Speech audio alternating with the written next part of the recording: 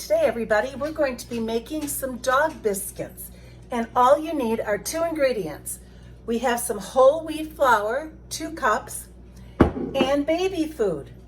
I've chosen the sweet potato and banana because I know my dogs love both those items. So what we'll do is we'll put our 2 cups of whole wheat flour in a bowl, add our 2 jars of baby food. Spoon might help.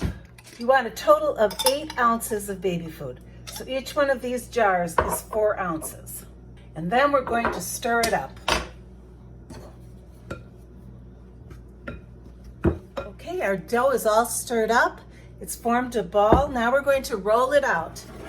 If your dough feels too sticky, add a little flour to it. If it feels too dry, go ahead and just add a little bit of water. All right, let's see if we can get this rolled out now. The dough seems just right to me. I don't think I need to add anything to it. All right, after our dough is all rolled out, we're going to use our cookie cutter. I happen to have one that looks like a bone, but you can use any kind of cookie cutter you have at home. Even a glass would work, and you'd make it round. So you just cut it out and put it on your cookie sheet. Okay, once you have your dog cookies all cut out, you can put it in the oven and bake them at 350 degrees for about 25 minutes.